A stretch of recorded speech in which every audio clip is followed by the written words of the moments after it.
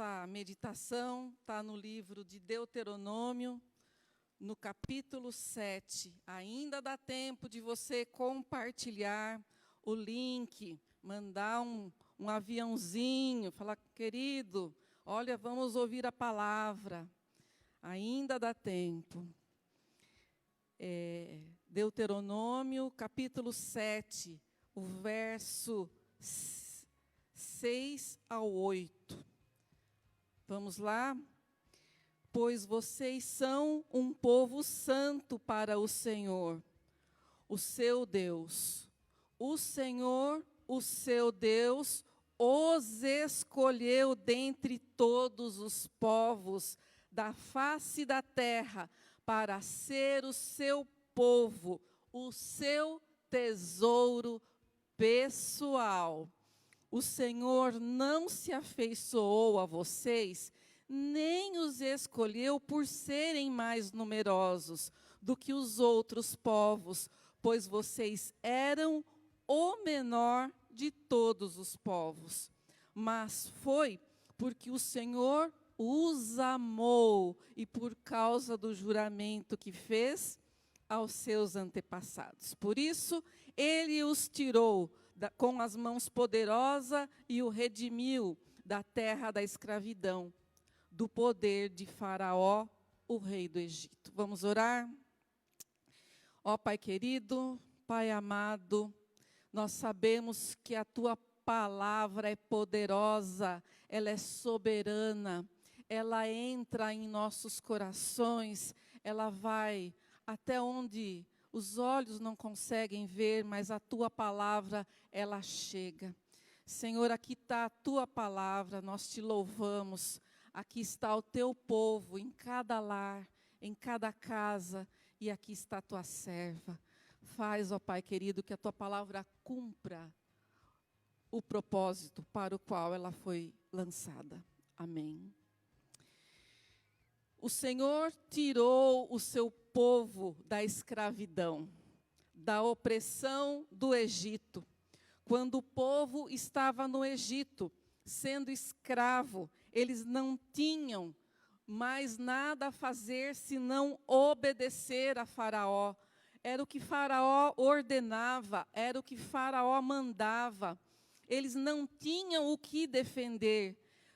Eles não tinham como lutar por algo que era realmente deles. E tinham que aceitar a vida que era imposta. O escravo, ele não tem voz, ele não tem vez. Faraó era um líder autoritário, opressor, um líder orgulhoso, vaidoso, e ele não se importava se o seu conforto, o seu sucesso, as suas conquistas, a sua vida custasse a vida de tantos escravos, a vida do povo hebreu. Essa passagem que nós lemos aqui no capítulo 7 de Deuteronômio mostra o momento em que Deus dá ordem ao povo que ele libertou, e nós conhecemos a história. Moisés foi levantado como líder no Egito para libertar o povo hebreu, as 10 pragas, a libertação, a saída pela Páscoa, a travessia do Mar Vermelho, a morte do exército de Faraó. Moisés recebe as leis morais, cerimoniais e civis, e Deus orienta que o objetivo daquela lei é para que seja obedecida. Nós temos muitos eventos e chegamos então nessa passagem onde Deus está dando orientação para o povo, porque eles iriam chegar na terra prometida. Prometida para quem? Para Abraão. E Abraão recebeu essa promessa, a descendência de Abraão seria uma nação numerosa. E Deus daria uma terra para essa nação, uma terra próspera, uma terra que mana leite e mel, uma terra onde seria de possessão eterna para aquele povo que o Senhor separou através de Abraão. Essa terra era Canaã. essa região de Canaã vivia vários povos, e Canaã é ao mesmo tempo uma região e uma reunião de vários povos. É da descendência, esse nome, né, vem da descendência do filho de Cã, filho de Noé. Então, Noé teve um filho chamado Cã, e do filho de Cã nasceu Canaã. E por que eu preciso saber de tudo isso? Por que são tantos dados? E essa leitura ela vai, inclusive, daqui a pouco, chegar com alguns nomes, porque nós precisamos compreender o contexto pelo qual Deus está dando essa orientação para o seu povo. Nós temos que entender que nada que está na Bíblia é por acaso. Então, entender o contexto, porquê de certas palavras. Queridos, eu vou ser sincera para vocês, e eu não entendia. Tem contextos, a Bíblia, assim, ela é um livro peculiar, ela é um livro complexo. Você, muitas vezes, para entender Apocalipse, você tem que ler Daniel, né? Então, não é um livro simples.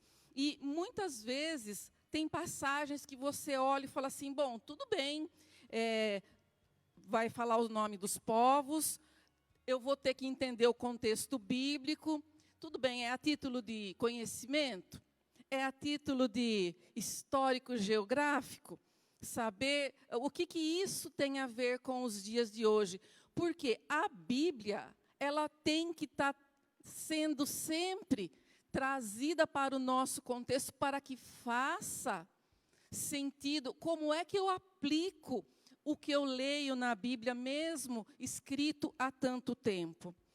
E eu quero que você, por favor, acompanhe comigo a leitura, que está no capítulo 7 mesmo, do verso 1 ao 4, que fala assim: quando o Senhor, o seu Deus, os fizer entrar na terra para a qual vocês estão indo, para dela tomar posse, Ele expulsará de diante de vocês muitas nações, os hititas, girgazeus, os amorreus, cananeus, os ferezeus, os heveus e os jebuseus.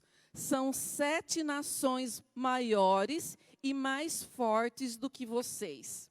E quando o Senhor, seu Deus, as tiver entregue a vocês, e vocês as tiverem derrotado, então vocês as destruirão totalmente. Não façam com elas tratado algum, e não tenham piedade delas. Não se casem com elas, com pessoas de lá. Não deem as suas filhas aos filhos delas, nem tomem as filhas delas para os seus filhos, pois elas desviariam seus filhos de seguir-me para servir outros deuses, e por causa disso a ira do Senhor se acenderia contra vocês e rapidamente os destruiria. Aqui eu já quero conversar com vocês, porque quando no verso 1, Moisés está falando, quando o Senhor, o seu Deus, os fizer entrar na terra para a qual Ele está dando a vocês por posse, Ele, Deus, expulsará de diante de vocês muitas nações. Veja que ele está falando que é Deus quem vai fazer a obra, é Deus quem vai capacitar, é Deus quem vai equipar. Mas, ao mesmo tempo, na sequência, ele fala o seguinte, lá no verso 2, então vocês destruirão totalmente. É muito importante nós entendermos que Deus, Ele está colocando o seguinte para o povo: eu vou equipar vocês, eu vou proteger vocês, eu vou fazer com que vocês tenham a vitória, mas é vocês que terão que ir lá.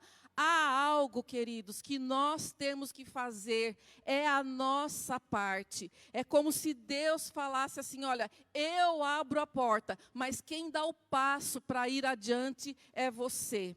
Então, quando nós começamos a olhar a questão das lutas e das batalhas, existem momentos em que Deus, Ele vai nos capacitar, Ele vai nos preparar, mas quem toma posição, quem segue em frente, quem faz a luta de fato, somos nós.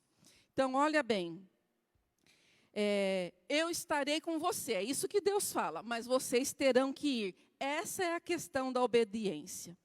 Outro detalhe, o que queria dizer estes nomes? Olha lá, Hititas, Girgazeus, Amorreus, Cananeus, Ferezeus, Eveus, Jebuseus.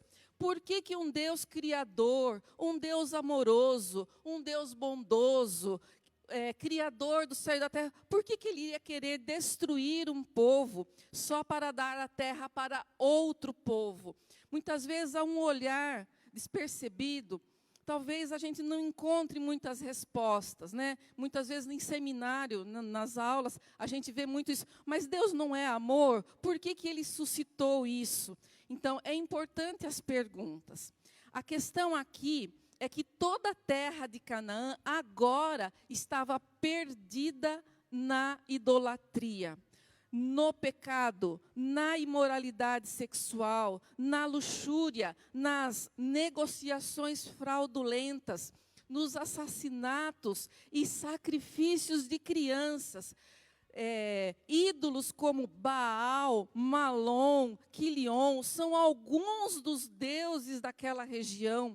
E Deus vai usar a nação de Israel para corrigir essa nação, essas nações idólatras.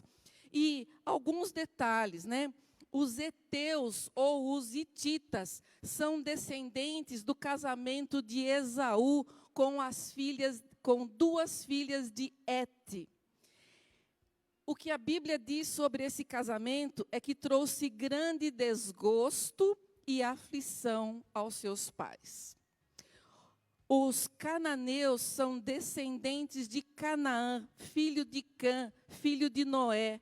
Cã viu a nudez de Noé, seu pai, e não o cobriu, expondo a vergonha. E Noé amaldiçoou a descendência de Cã.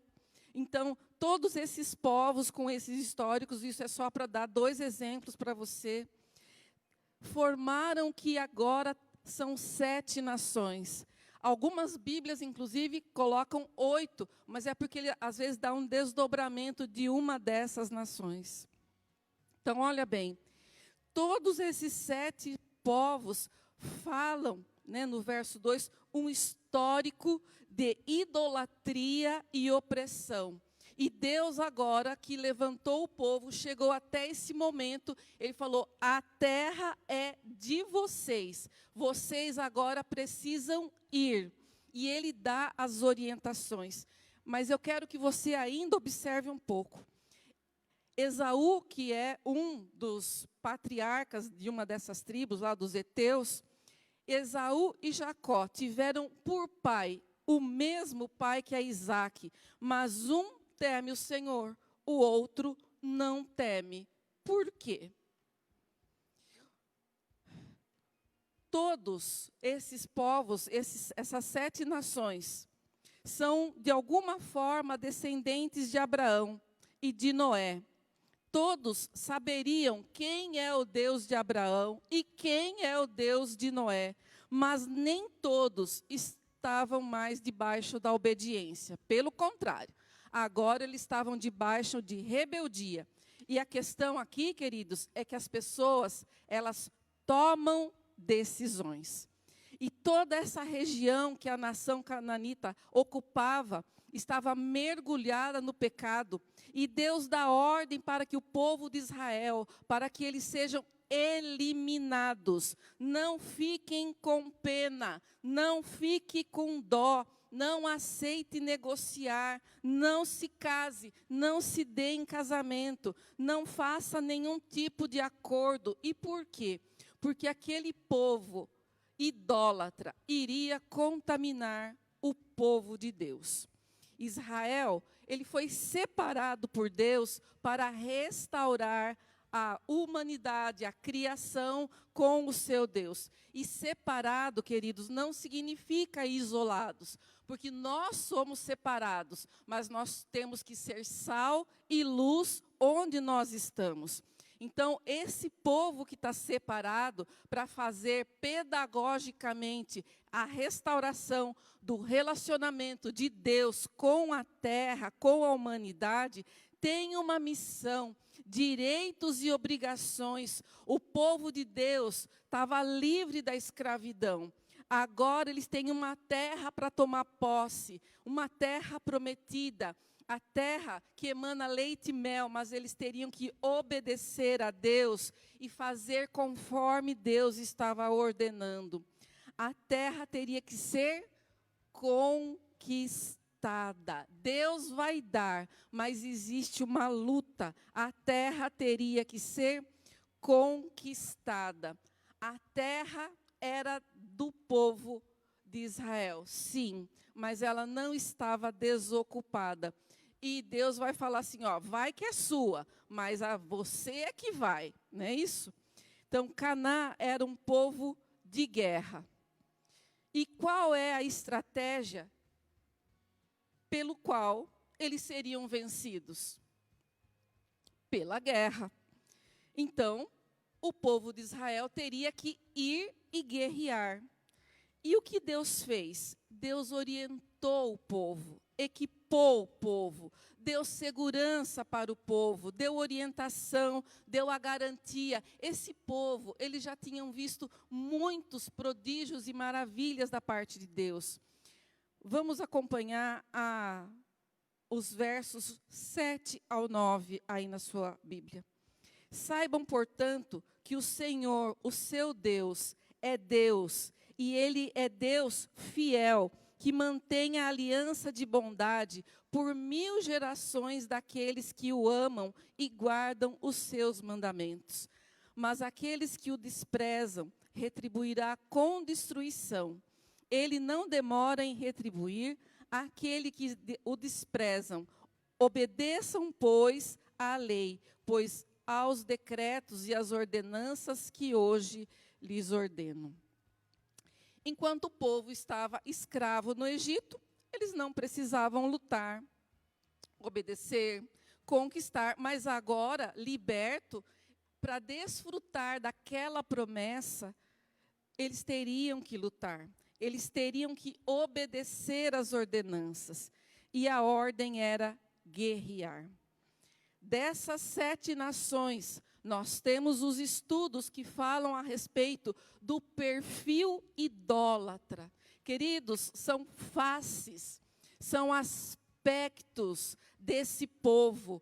Por quê? Porque o espírito da idolatria, que era predominante ali naquela terra que seria para ser conquistada, tinha o espírito da idolatria. Ele traz consigo a intriga, o escândalo, o fuxico, a fofoca, a revolta contra Deus. O espírito da idolatria traz medo, amargura, inconstância.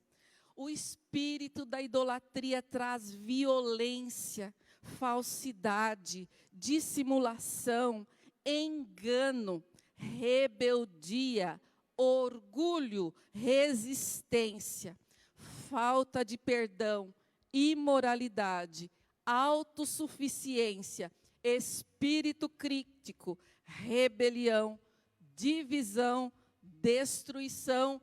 Que lista terrível, mas é exatamente a idolatria, ela abre portas. A idolatria, ela dá espaço para espíritos opressores estarem presentes. Abre porta para o inimigo. cada nação, cada espírito opressor tem uma estratégia de governo, de subsistência, de defesa, de ataque, assim como a nação, com o povo, ele tem um governo, ele tem um sistema de subsistência, de ataque, de defesa. Assim também um espírito opressor também tem. O espírito de intriga, ele tem uma forma dele se governar, dele se espalhar, dele se disseminar, dele atacar as pessoas. O espírito do medo, ele tem a forma de se defender, de se dissimular. Então, tudo isso formava a nação, a região que teria que ser possuída. Hoje, nós estudamos muito, né, a respeito de inteligência emocional, muito eficiente para a gente entender essas fortalezas, como que elas funcionam, como que elas elas possuem aí a mente da pessoa, mas somente a presença do Espírito Santo faz com que elas batam em retirada das nossas vidas. Muito mais do que destruir aqueles povos, Deus queria destruir aquele povo que estava sendo possuído por aqueles espíritos idólatras, ou que eles se deixavam possuir por aqueles espíritos idólatras. Agora, o que eu quero que você pense é que, como que seria essa conquista hoje?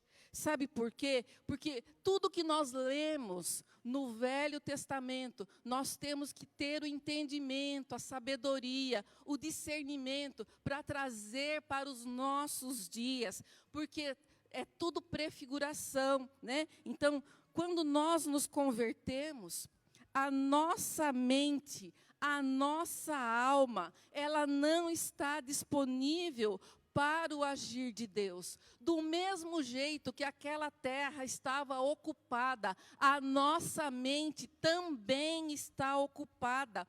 Ao longo da nossa vida, nós demos acolhidas para habitantes sem honra. Sim ou não, queridos? Fala aí sim, né? Por quê? Habitantes sem honra, nós acolhemos na nossa vida e nós chamamos isso de pecado. E quando nós entregamos a vida para Jesus, esses pecados, essas fortalezas, essas nações espirituais malignas que atuam em nós, Paulo diz que nós éramos filhos da desobediência. E eles não saem simplesmente da nossa vida e deixam a nossa mente, o nosso coração, as nossas emoções, as nossas decisões serem governadas por Deus. Existem nações dentro de nós, fortalezas levantadas, do tempo que nós não conhecíamos a Cristo. E, assim como a nação cananita, nós, no tempo que estávamos distante de Deus, nós caminhamos, permitimos que esses espíritos fizessem parte. Queridos, nós lutamos com as nossas próprias forças. Nós, sem Deus, lutamos com os nossos próprios braços. Tomamos decisões baseadas em nossas emoções. Então, nós levantamos ídolos enquanto não conhecíamos a Cristo. Acolhemos mentiras como verdades. Levantamos ídolos. Então, nós desenvolvemos o medo, ou nós fomos intimidados por alguém e ficamos com medo. Nós desenvolvemos a autossuficiência, o espírito crítico, murmuração, a rebelião, a desobediência. Isso tudo, queridos, faz parte da vida sem Cristo. Então, veja que, enquanto eu meditava nessa passagem a respeito de batalha, porque quando nós falamos de culto da vitória, nós não temos vitória antes da luta, nós temos que, a vitória ela precede necessariamente a luta. E eu quero compartilhar um texto, você não precisa abrir, eu vou ler para você. Quando está em Mateus capítulo 12, verso 43 a 46. Quando um espírito imundo sai de uma pessoa, passa por lugares áridos, procurando descanso, mas não encontra onde repousar. Então diz: voltarei para a minha casa donde saí, e retornando encontra a casa desocupada, varrida e arrumada. Algumas traduções diz adornada. Diante disso, vai e leva consigo outros 7 espíritos piores do que ele, e entrando, passam a morar ali. E o estado final daquela pessoa torna-se pior que o primeiro. Assim também ocorrerá com a geração má. Bom, o que isso tem a ver conosco? Eu não entendia esse versículo, queridos. Como é que uma casa arrumada, adornada, limpa, pode acolher outros espíritos? Porque essa casa adornada e limpa é a nossa mente, é a nossa emoção, é o nosso coração. Como que uma casa limpa e adornada? Você sabe o que significa adornada? Adornado tem a origem da palavra dela. São distrações. Distrações. Então, muitas vezes, nós limpamos, nós queremos limpar a nossa mente. Então, não basta apenas eu tirar um mau costume, eu tirar um mau hábito, se eu não colocar algo novo no lugar. Se ficar simplesmente desocupado. Porque o desocupado, o adorno, ela tem a origem nas distrações, na palavra distração. E você pode propor no seu coração: não, eu não vou mais ver novela. Sim, mas fica no WhatsApp, fica em redes sociais, fica no Instagram. Então, o que eu quero dizer é que quando nós tiramos um mau hábito, tiramos algo ruim que está acontecendo na nossa vida, necessariamente nós temos que pôr algo de Cristo, a palavra de Cristo, o louvor a Cristo, a convicção de Cristo nesse lugar. Não serve tirar e não pôr mais nada. Não posso colocar outro tipo de entretenimento. Sabe por quê? Porque isso não impede que o antigo morador venha para esta casa novamente. No Velho Testamento, a conquista era literalmente uma terra, uma batalha visível, gente morrendo, sendo expulsa, não podia ter amizade, não podia ter negócio, casamento. Mas agora, na graça, a batalha, ela é pela conquista da nossa mente. Aliás, a maior conquista que nós temos é a nossa mente, quando nós trabalhamos exclusivamente a nossa mente para a palavra de Deus. Essa é a grande vitória. Por quê? Porque muitas vezes nós talvez achemos possível servir a Deus e continuar com alguns moradores dentro de nós. O desfecho da história do povo de Israel é que eles não combateram como Deus tinha pedido para os cananeus.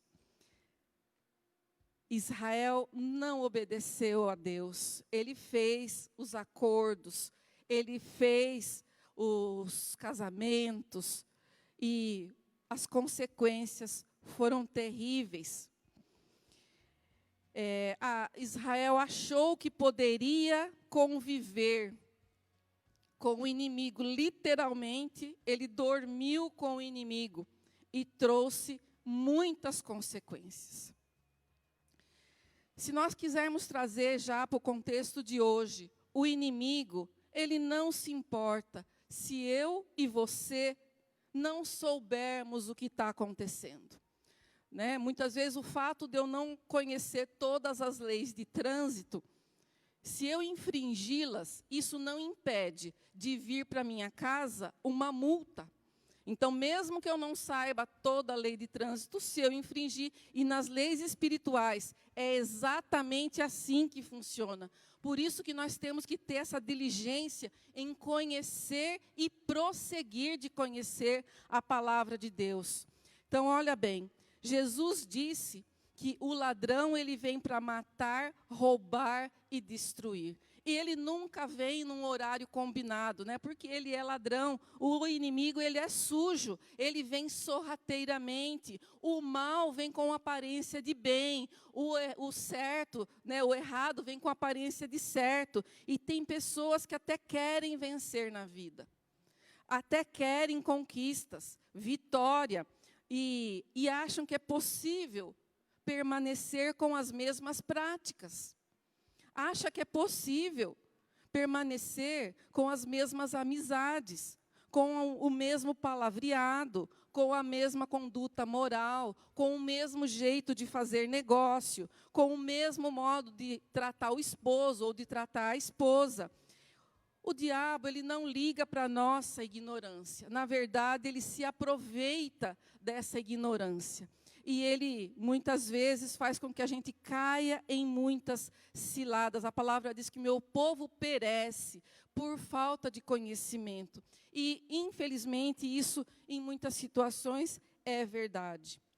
A conquista da nossa mente e do nosso coração, pelo Espírito Santo, tem que passar, né? A nossa mente, ela passa pelo crivo do Espírito Santo. Então, tudo que eu vou fazer, a partir do momento que eu aceito Jesus, tudo que eu vou fazer tem que passar pelo crivo da palavra de Deus, pelo Espírito Santo, pela obediência da palavra. Gente, esse processo se chama santificação.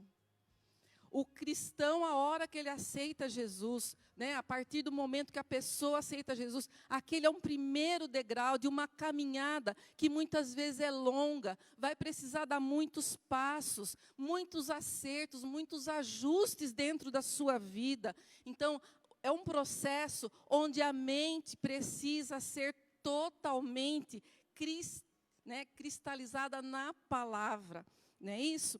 Então, a santificação, ela não é de uma hora para outra. E ela não é automática. A santificação, ela é processual.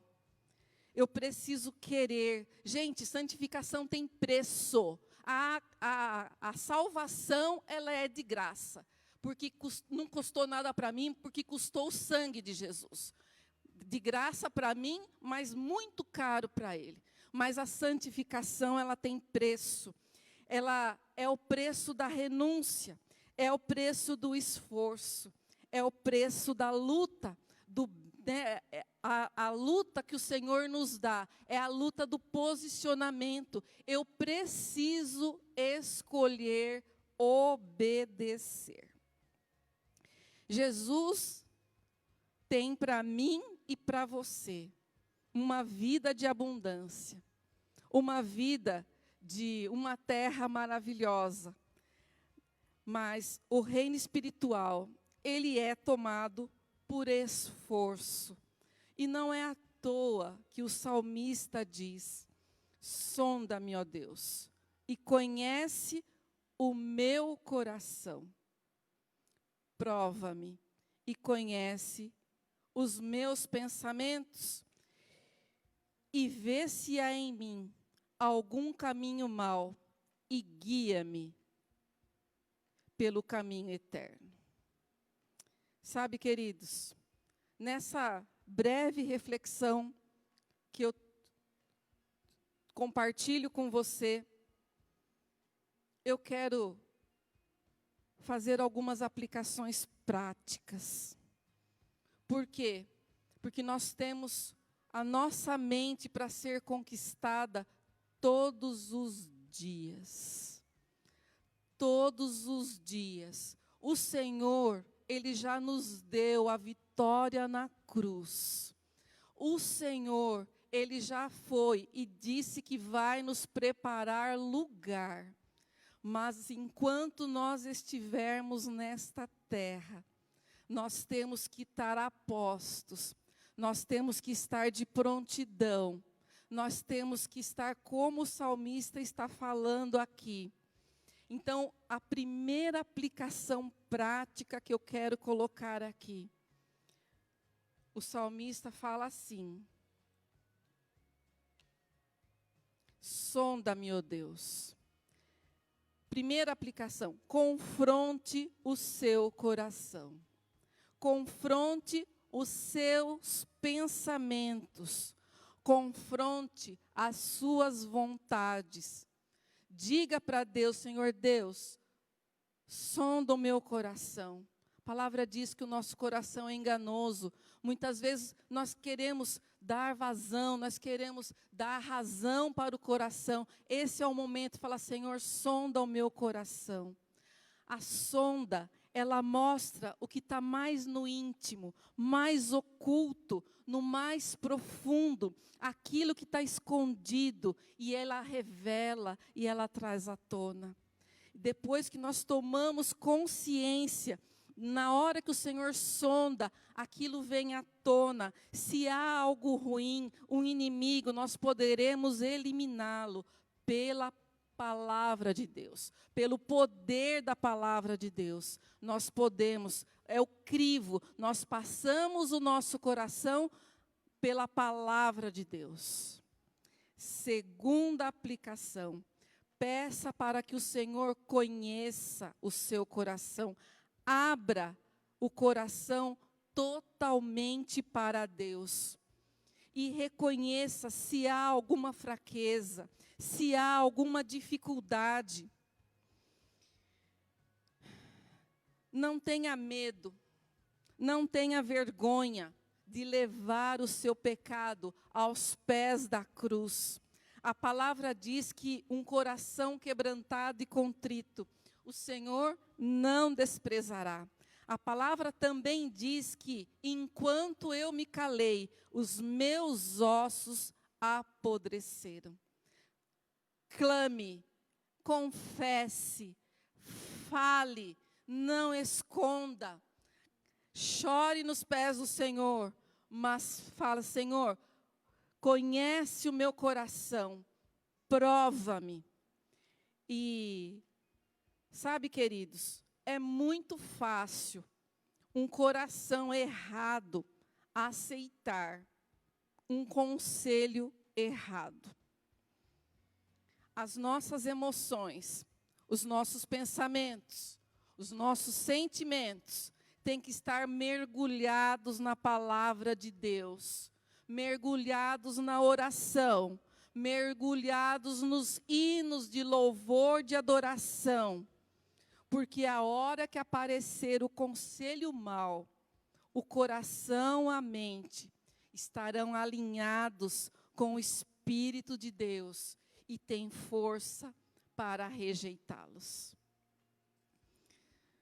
Não podemos nos intimidar com os espíritos de engano que muitas vezes convivem próximos de nós.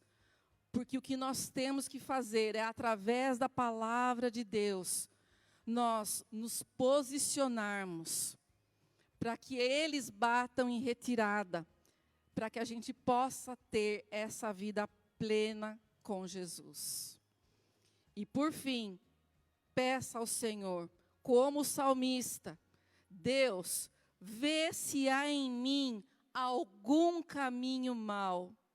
Sabe por que nós temos que pedir para que o Senhor nos mostre, nos revele? Pedir para que Ele faça, Ele nos mostre. Sabe por quê?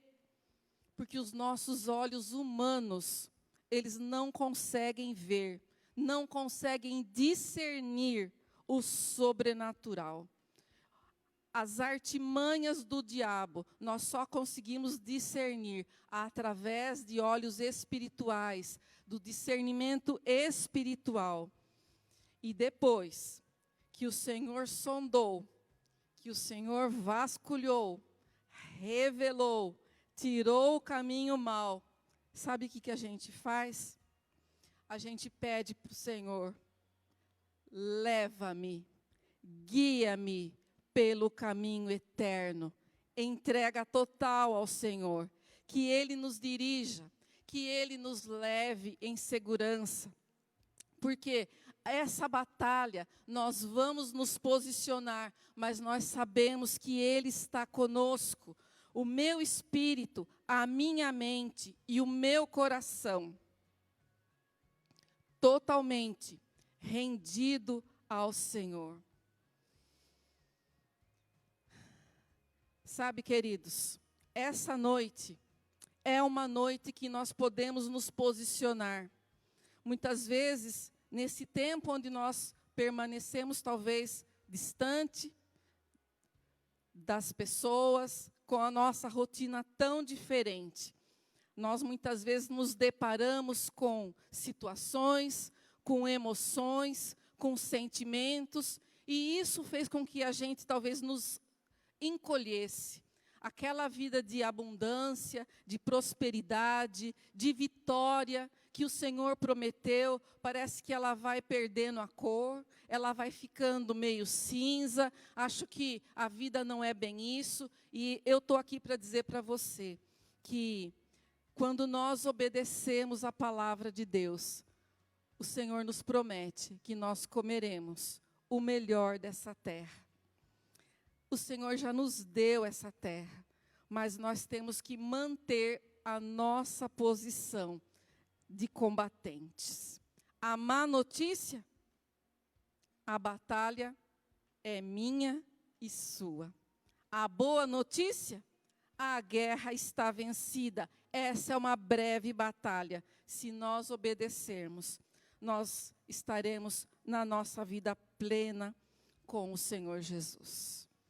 Eu quero chamar o grupo de louvor e eu quero dizer para você que nós vamos tomar posição essa noite. Eu quero te convidar para tomar esta posição em coragem, em humildade,